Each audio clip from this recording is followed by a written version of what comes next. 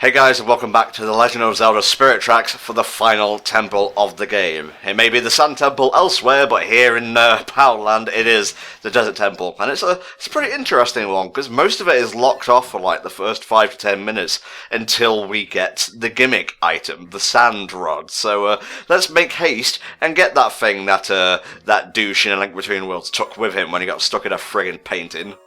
Right? That was those moments of comedy. You know, comedy. Link to the World had plenty of those. Mm-hmm. Oh, you've been Luckily, he ended up sarcastic? just becoming a sage. I don't know. It's not that great of a joke, and Ravio is annoying 8 out of 10 times. Like, I love the game, but when it tries so hard to be funny all the time, when everything is... Like, it's a game that really could just let itself be sad and dark and miserable, because it does really fucked up shit, but it's trying to throw a joke. Yeah, I guess that's why Majora's Mask works, because it's black comedy most of the time, whereas A Link Between Worlds comes off as more saccharine, maybe? Yeah, well, because, like, Majora's Mask, a joke would literally be like, haha, looks like I didn't get to hang out with my friend today, and then you, like, find out, oh, it's because the friend's dead. Like, that's a Majora's Mask joke. A Link Between Worlds joke is, like, I'm gonna dance while I talk all the time, and I'm gonna fumble up this dungeon. And, like, they're small, they're not prevalent throughout the game, but they're just weird to me.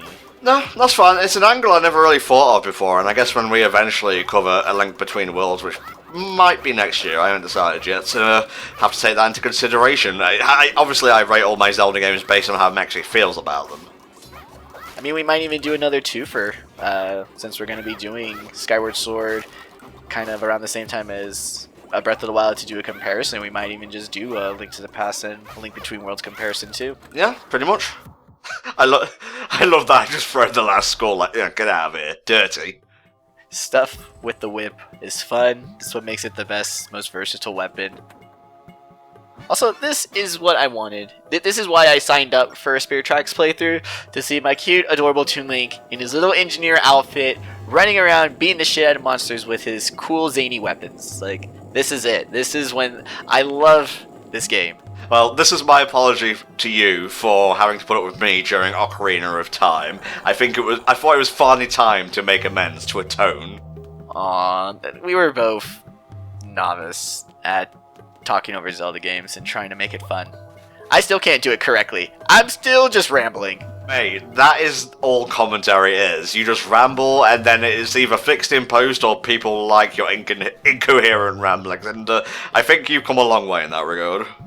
Hooray. The people hate me less. Well, isn't that just becoming more popular, really? People either hate you less or more. And here we go, we have an upgraded version of the Stalfos. These ones have, like, fancy hats for some reason and swords. And they got a nice dodge and a multi-slash attack. I don't know, I think they're tournament viable. Maybe a mid-tier plus. I guess. Tawny jokes, FGC humor, I don't get it. Okay, maybe 5 to 10 minutes was exaggerating a little bit, but it did feel like that. Oh my god, the top of the thing is a pyramid. Why did I never catch that? It is. You know what it also... I can't remember what monster it reminds me of. It reminds me of I think it's in a Spyro game or something? Like, aren't there Yetis in a Spyro game? Spyro 3 Year of the Dragon. Doesn't the top of the sand rod kind of look like one of them? Like with little horns? A little bit. It was Bentley who had the horns. There are Yetis in that game, but they have, like, pointy ears. Maybe this is a false memory implanted in my childhood. Wow, this Kingdom Hearts arc is really boring, I gotta say. No, because we're not all Xehanort yet. Smash cut to Xehanort. Haha, I messed up the commentary. This is gonna be great. Have you seen that video where it's like Xemnas is a good hero? No, but I have seen that fucking Steven Universe redraw of the episode Steven and the Stevens, where it's Xehanort and the Xehanorts. Fantastic. Brilliant. So do you want to explain how the Sand Rod works, mate? Because this thing is pretty high. Basically, now we're really going to use our touch controls. When you put the light bulb essentially over a sand tile, you raise it. In the case of these sand enemies, since they are already sand, it stiffens them. It makes them hard enough to shatter. You know, kind of like how do you put a nail through a banana? You freeze it. But, yeah. You can use it to raise platforms. We were doing a lot of already 2-level one floor stuff with the tower and using the Phantom as an additional platform, but this is cool because now we can make our own platform and we can raise ourselves up to any level in the dungeon. Oh, finally, I can be positive. That's what the sand rod is for, raising my spirits. Raising your spirits, improving your mood. It's like a sativa. I don't know what one of those is. It's a weed joke. Okay. Oh, that thing you go on about on Twitter. Yeah, I get it now. I only talk about it so much because it's my job. There you go. I think that's fine. You know, my job is talking about video games, so why the fuck do you think I'm talking about them all the time? The thing I really like about Sand Rod is that they improved upon this. In A Link Between Worlds, the Sand Rod is amazing, despite, you know, its introduction in a bad joke. When you actually get it and you get to use it, it is amazing. I'm so glad that they threw out Misery Mire to make an even better dungeon. And the Sand Rod is fantastic in these 2D Zelda games. Like, it's great. Good stuff. End of statement. It's also pretty rad, and I'm sorry I didn't bring this up until now. And it's weird that I didn't, seeing as I'm the Hyrule Warriors guy.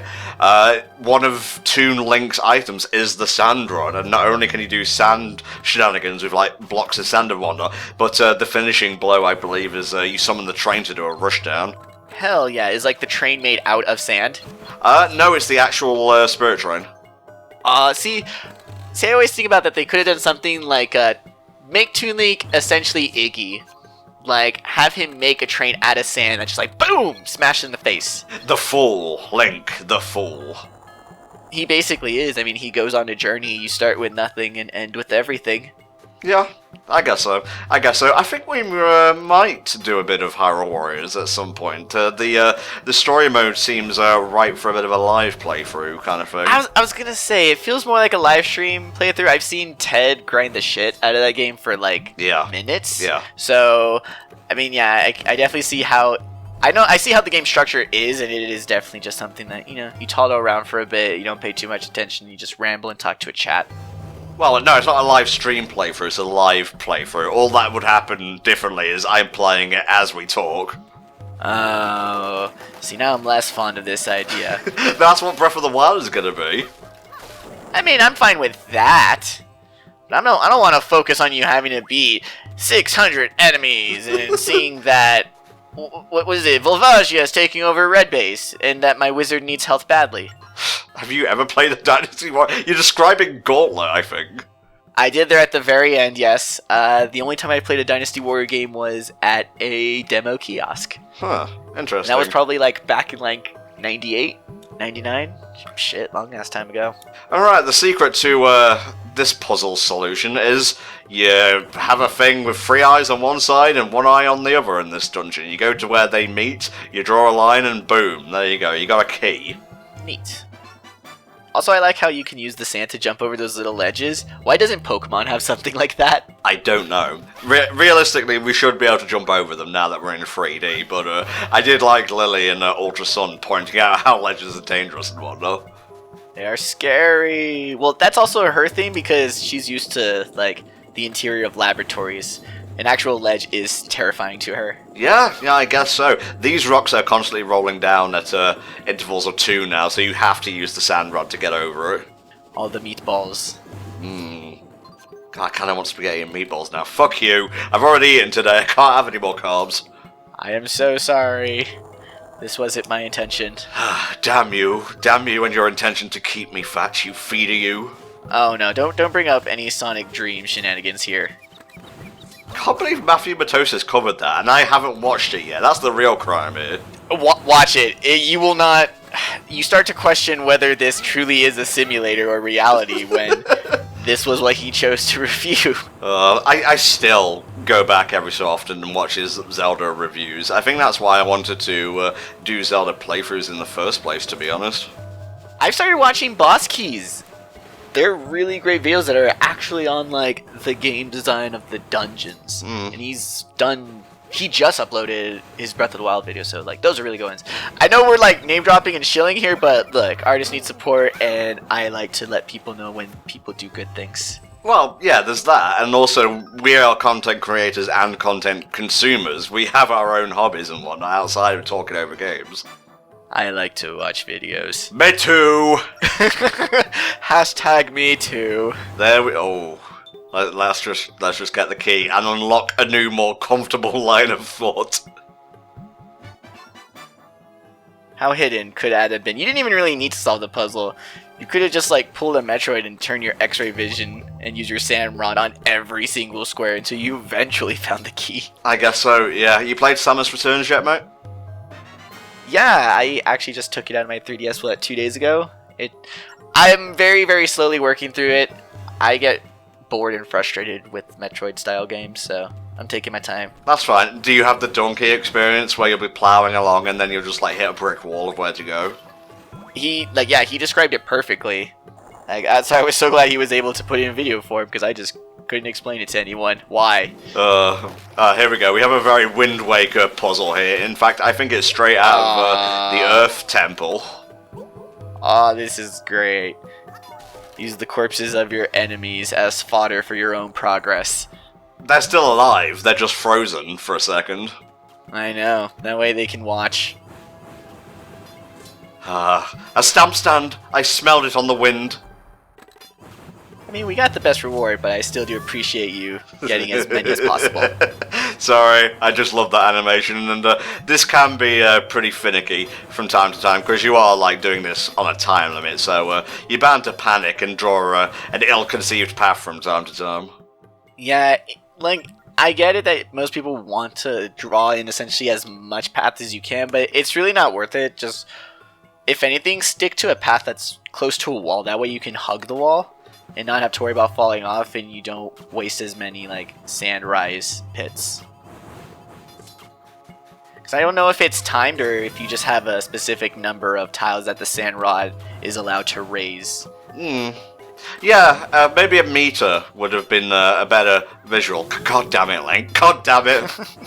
Kind of like how, what is it, A Link Between Worlds, and then, what was that one indie game that we were shown? Because that one had a meter too, and that was the coolest thing ever. I'm gonna need a bit of context here, mate. Blossom Tail or something? Oh, yeah. It's too deep in my Twitter mentions to find it now, honestly. Oh no, see, because when we were shown it, I decided to follow the studio. So there they are, Castle Pixel. Yeah, Blossom Tails. I saw that their item method. I haven't played it yet, and I only saw the trailer, so I'm probably completely wrong. But I noticed that as she uses items, they basically just everything depletes the bar. So it's the A Link Between Worlds inventory method. Ah, I see. You've done these kind of puzzles before, right? I love these puzzles. Hell, there's one of these in Mario Odyssey, actually. My favorite one, / the one that's the worst ever, is the one from Virtue's Last Reward. It's the one that everyone hates, and I don't think it's that bad.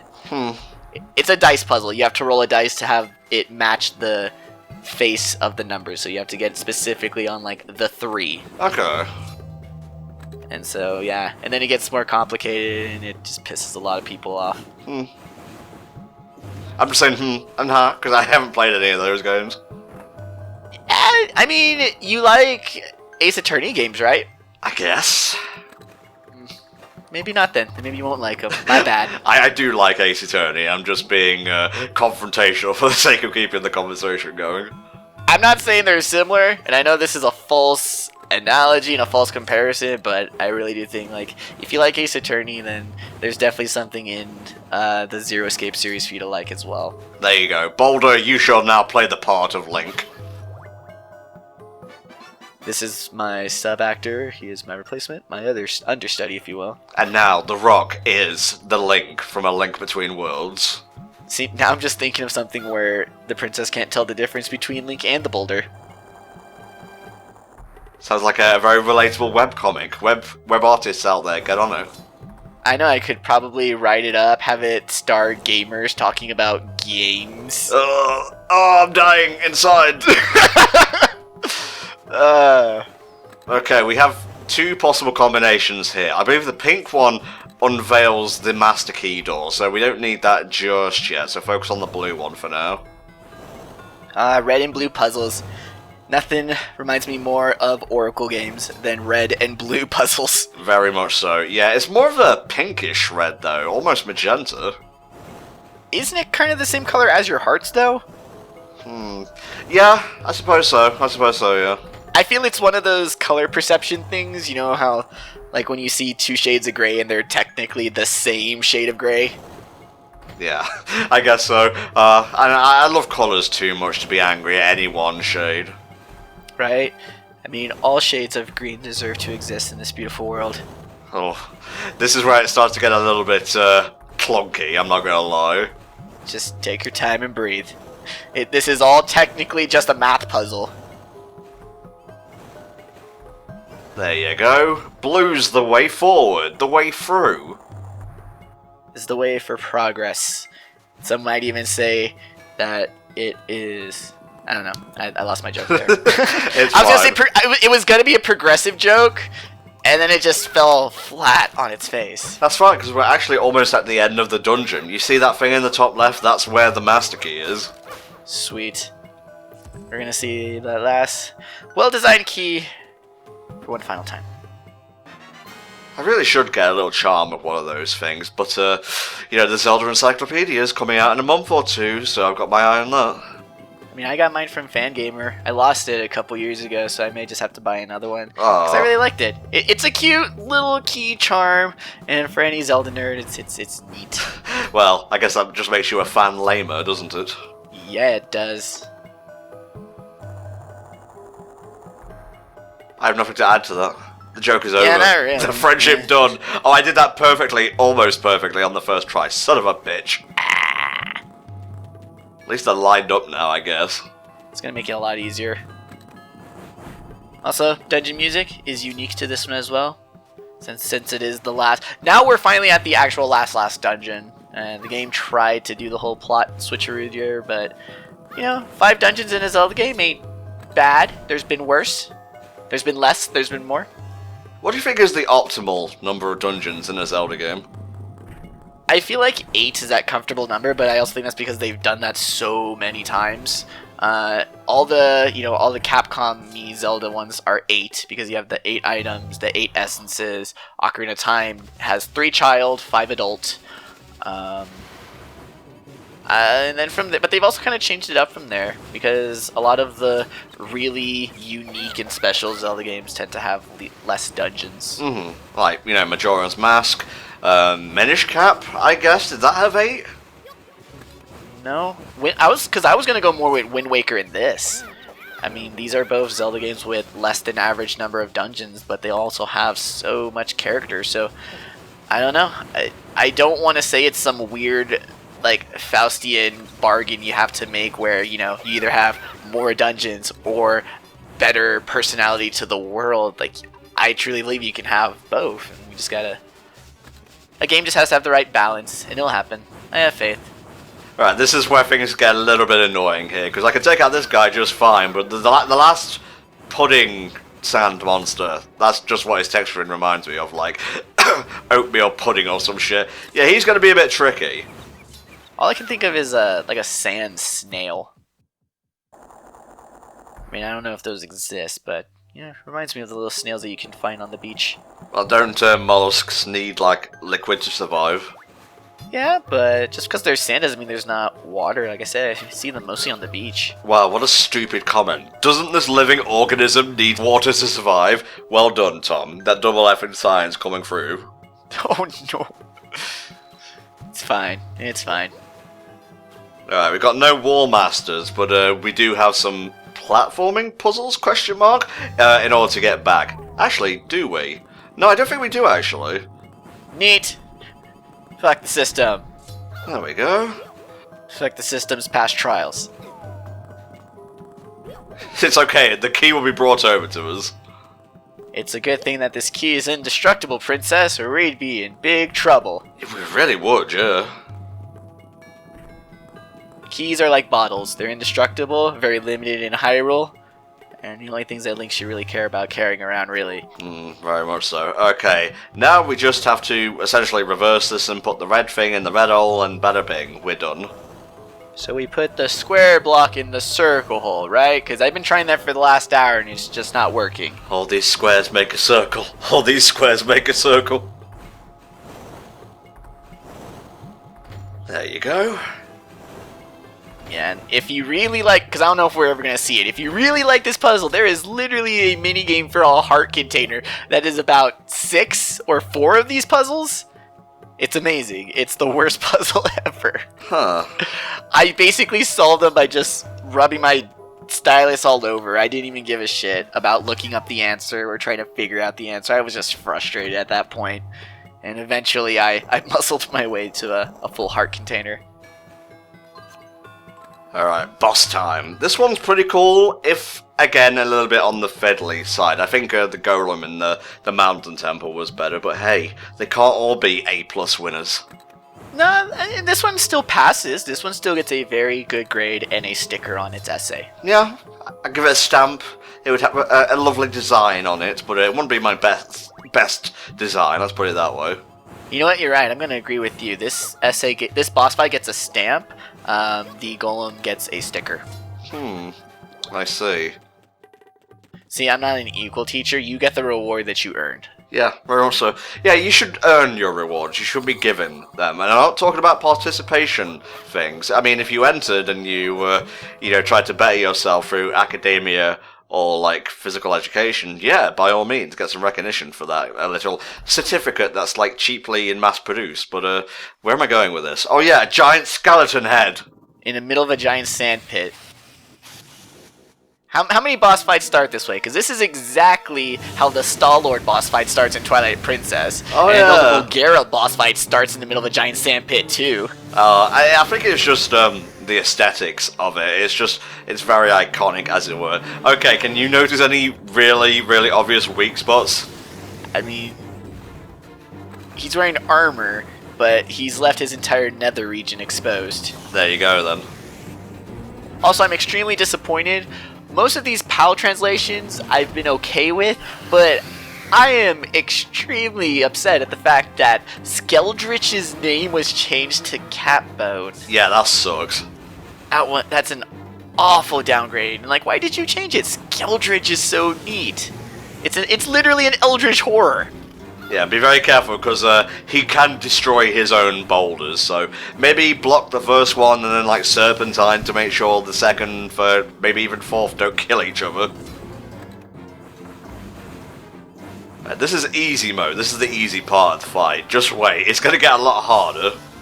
Yeah, see, it's basically like any kind of boss fight. You just have to do the same thing over and over until we initiate a boss phase switch.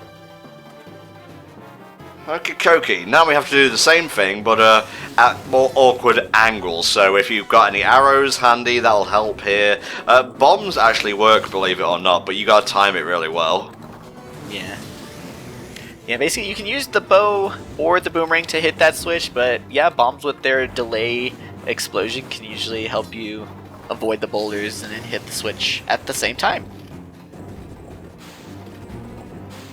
Also, I liked how his armor sank into the sand, like it's gone now, but you can slowly see it sink away into the quicksand. Yeah, get it off screen! It's going to destroy the DS!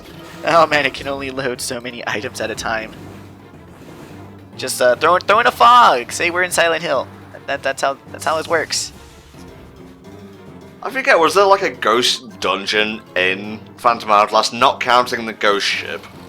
I don't think there was a dungeon, just because most of those dungeons were also pretty bland. I can't even remember a Phantom Hourglass dungeon right now, sorry. I can remember the bosses, like there was that one pretty cool beetle boss that was like, it had a POV on like the bottom or top screen, and that was pretty cool. Neat. See, you say Zelda and you're like, POV boss, there's only one that comes to mind and it's in this game. Like, everything that was even remotely redeemable about Phantom Hourglass just got replaced in my memory by Spirit Track moments. It's kind of sad. Yeah. Phantom Hourglass isn't the worst Zelda game. I still say that would be like Adventure of Link. I'm sorry, I just don't like it. Where's Zelda game? Oh, you look it up like a fan poll or something. I'm not sure. No, I'm not looking it up. I'm like legitimately thinking, just because I don't know. I spend most of my time talking about the good things in every single Zelda game. That's like, okay, now tell me the bad things. Well, You gotta save sometimes. That's not fun. This is why I couldn't be like a critic or something. Like, I'd only have enough material for like 2 minutes. Alright, now I believe we have to start laying bombs, because his weak point now is basically on his backside. So do you want to know why this boss fight is taking so long? Why? It's because we can't use the whip, bro. If we had the whip handy, this boss would have been dead days ago. Oh my god, yeah, very true. Although this is extremely clever. Now this one's the hardest, because it's like behind him, but off to the side a little bit. But luckily, if you use the bomb strat, it's pretty easy because you move him around a lot that you can pretty easily just aim his bald spot, I guess? I've noticed he seems to move a little bit faster during the laser phase as well, so if you wait until that point to like fake him out, to juke him, as the Hell Dragon would say, then you can position him in the correct manner of your choosing. Oh yeah, I mean it's a basic Space Invaders model. They gotta get a little faster the more you kill. Even though that whole increase in speed was actually just a programming accident. Ooh, interesting. Yeah, like literally the entire basis of like the arcade model of gaming difficulty was based off an accident. I basically pinged off his armor there, and I'm not too pleased right now. Well, to be fair, that armor now has some insurance to it. Like, it actually works. Yeah, very much so. You can market that shit. Oh, Skeldrich, I'm not calling you by your pal name because it sucks. What are you like? What are your hobbies? What do you think about your dreams? I'm a giant skeleton snake. What do you think? I was gonna say, do you ever think about having skin again? God, I think I prefer him as a skeleton. I don't want to see what this thing looked like when he was alive. I'm almost concerned that this isn't its original skeleton when it was alive, that this is a mixed match of just warrior remains corrupted by the Locomo? Because remember, this is a trial to protect something that the Locomo set up. This is like the Guardian robot from the tower. Yeah, sorry, I was just laughing at Squished Link, not your commentary, by the way. I guess that's what happens when you just record DS footage as is and don't bother to edit in a border. I'm sorry, I just like it like this. It's fine, like, this is pretty comical at this point, but come on, guys, I'm kind of concerned at what the Locomo's magic is really up to. It seems kind of sketch and dark in nature. Mm-hmm. And boom, last dungeon, dead as shit. Isn't this the same skull that the old lady and the mice fight over in The Rescuers? I just got what you mean. I think the stone was the same colour as the one on the back of his head as well. Yeah? I couldn't remember. I think in The Rescuers, the whole skull was a gem, and this one is just like embedded in his skull, which to me is cooler. No, I think it was inside the eye of the skull. It was like the skull's eyeball. Oh, yeah! It was it. The first Rescuers is so boring. Like, it's really, really boring, but for some reason, if it's on, I can't stop watching. Well, it's an old movie. It's kind of like how people can't watch the original Fantasia. Like, we just don't sit down to plotlessness for that long now. I guess so. Alright, it's time to get our final reward. Behold, the Bow of Light! I love it. It's so fancy. It's such a cool design. And I love how all of the style themes are all coming together. It's the fucking wings from all the other dungeons. It's great. Yeah, I wonder what is happening with Maladus and Cole. They've been a bit too quiet recently. Well, I mean, we know that they're upping the military budget for New Hyrule. I mean, that's why we have those tanks. Yeah, good point, good point. Yeah, so, I mean, not everything's to shit. New Hyrule's thriving as a new military power on the continent. Right, so we don't have to go back to the Tower of Spirits at this point, because, well, Angine and Stavin are actually on the train right now. They're here with us. We're adventuring with friends. Road trip, road trip. Road trip! Holiday row, oh, oh, oh, oh, oh. I love that song. I don't know that song, but I'm back. You never seen National Lampoon's Family Vacation? No, I haven't. Me neither. I just know the song Holiday Road. Oh, son of a bitch. Comical, but annoying all the same. How do you trip as a ghost, anyway? On the astral plane. Very good. Because it sounds like AstroTurf, which has a double meaning. Exactly. You didn't think of that, don't lie. That was an Entom original. I was thinking of plane as in a flat surface to be tripped upon. Thank you. Oh, his theme is good. It's good. Why doesn't he give us the power gauntlet so that we can punch Maladus in the face with it? He's not using it. No, I think that is actually his hand right now. Alright, cool, but he's still being greedy with it. Let Link have a turn. Are you gonna give up your penis so someone else can use it? Detachable penis. There you go then. So yeah, you may have noticed while we were at the top of the Tower of Spirits, there were two little eye things which look like targets. Yeah, now that we have the Bow of Light, you can hold down, your shot, it will glow, and you can activate such eye things. Neat. It's the coolest thing ever. The Compass of Light. Uses the power of spirits, Link is determined. Yeah, Colin Maladus can't touch it, it's too goody two-shoes, too nice. Well then, what's the point then? Then they've done all they can. They can't touch it. I guess so. I guess it's up to us. No, actually, no. They're fine. We need to get to them because Zelda's body will become completely corrupted soon. Okay, cool. But first, we need a bit of an upgrade. Get ready for Link's most ultimate sword in Hyrule Warriors Legends. We don't have to, farm a bunch of items, no orichalcums, nothing? We just get it? Mm-hmm. It looks a lot more green in Hyrule Warriors Legends, I have to say. It does, but I love it. Even the blade has the train tracks triangles on it. Just everything about this sword is so good, so well designed. The fact that it even looks like old Master Sword design with those wings, I love it. There you go. Yeah, this is called the Celebration Void. It's where Link goes whenever he gets a new weapon. I want to live in the Celebration Void. Well, unfortunately you can't because it's over. This part is over. We'll see you next time when we head back to the Tower of Spirits for the last time.